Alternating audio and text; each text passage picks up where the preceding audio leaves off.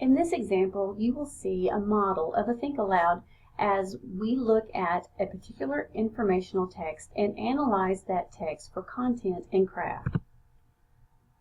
The text that I will be using comes from Harvey Daniels and Nancy Steinecke's book, Text and Lessons for Content Area Reading. This is an excellent resource that contains 75 short pieces that come from authentic sources.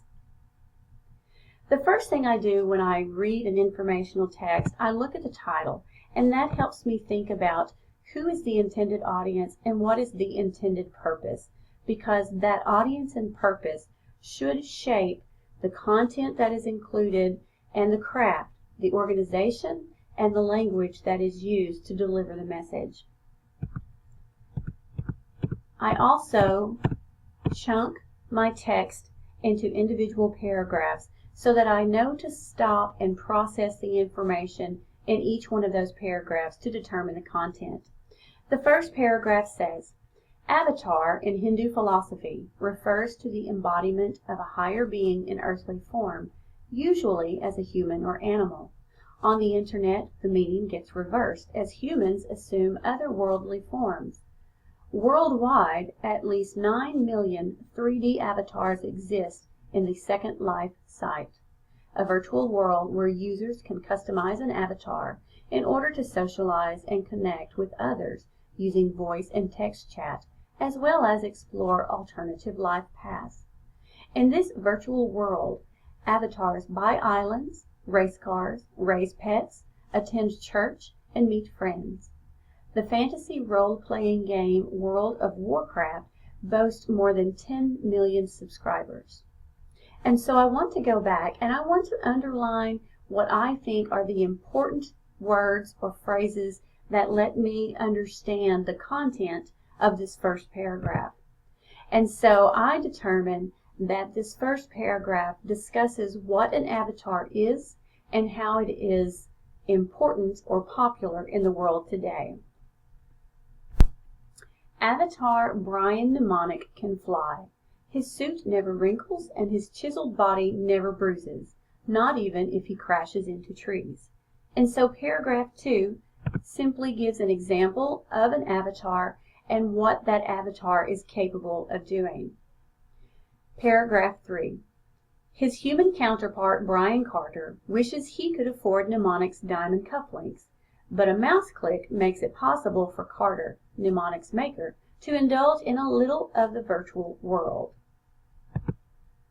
And so paragraph 3 builds off of paragraph 2, simply talking about why this particular human, Brian, enjoys his avatar. Paragraph 4. Pixel by pixel, Carter created an online alter ego, an avatar mostly in his own image. True, Mnemonic's goatee lacks the gray hairs in Carter's. The waist is tighter, the biceps beefier. Understand that where avatars dwell, and there are millions of them, vanity alterations are expected. And so what stands out to me as far as the content is, again, how this particular example, Brian, how he can create his image and make it more pleasing to him. He can be vain when he is creating his avatar. Some avatars dance. Some educate or perform concerts, perhaps in the form of an ogre or a large squirrel. Some annihilate armies of other avatars. They are whatever you wish to be in a cyberland that doesn't exist, yet does. So I look at paragraph 5 as a greater example of what avatars are capable of doing beyond the vanity shapings that were described in paragraph 3 and 4. Paragraph 6. An avatar is your embodiment in virtual worlds and virtual game spaces, Matthew Falk, an Indiana University researcher, said, of what he and others call synthetic worlds. So here we have a quote about what an avatar is, and that just really supports the popularity or why avatars are so popular. Paragraph 7. Between people and their avatars, Gender reversal is nothing. Ethnicity, too, is a matter of choice. Children with physical disabilities can heave boulders. And so I see a shift in the content here.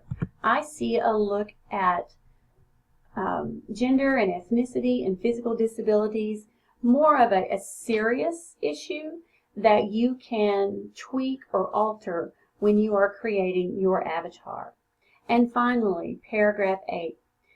Students at the University of Kansas School of Medicine learn how to prepare someone for surgery by logging on to the Second Life site and transporting to the hospital's island where an avatar patient awaits on a gurney.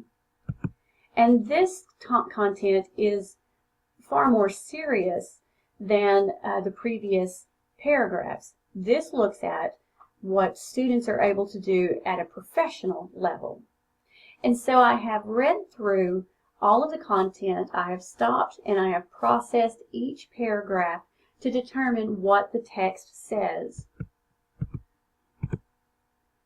So paragraph 1 talks about millions escaping to virtual worlds as avatars. An example of avatars' abilities in paragraph 2. Paragraph 3 is an example of how humans can have better experiences in the virtual world. Paragraph 4, vanity and indulgences with avatars, is discussed. Paragraph 5 are more examples of avatar options and abilities. Paragraph 6 is a quote of the connections between avatars and humans. Paragraph 7 talks about choices that you have that are beyond the fun choices that were mentioned in previous paragraphs. And the final paragraph talks about choices in the professional world. So I feel like I have a pretty good idea of the content in this particular article. And I'm thinking about who would be interested in avatars, who my intended audience would be. And I think just your everyday person who is familiar with technology, and the purpose is to introduce and explain the importance of avatars, or explain the popularity of avatars. So now let's look at the craft. Let's look at the organization. Based on my analysis of the content, I can say that this article begins by naming the topic, explaining the topic, giving personal options, fun options for more than that one person, a quote to support the popularity of avatars, and finally serious options and professional options. I would say that the overall structure is definition or description, with the content moving from broad and personal to narrow and professional. As far as the language is concerned, there is a combination of real-world and technology-based world terminology, virtual, cyberland, synthetic worlds, connect, avatar, pixel.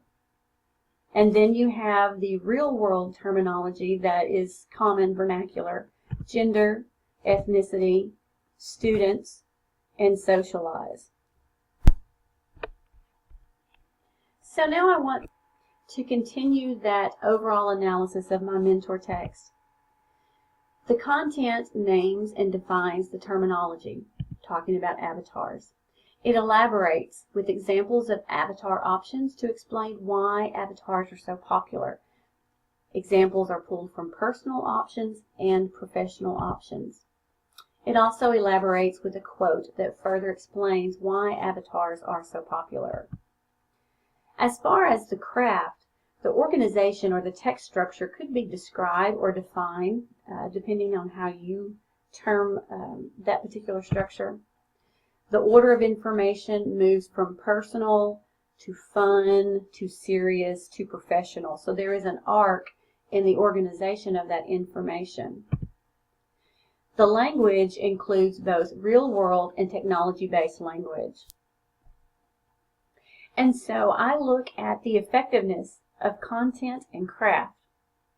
The content is clear and precise. The content also engages the reader by explaining personal and professional options. The craft or the organization of the information is logical because it begins by engaging the reader at the personal level. It gave those personal examples, and then it gradually progressed to a professional level. The language appeals to both technology and real-world experiences, and I would say that overall the tone toward the topic is very positive. And so when I think about my intended audience and my intended purpose, I think that this particular article meets those expectations or meets those goals for reaching a particular reader for a particular purpose. Now, there are two other articles that we are not going to have time to look at, but I want to show you that I have analyzed two other pieces from this Harvey Daniels and Nancy Steinecke text.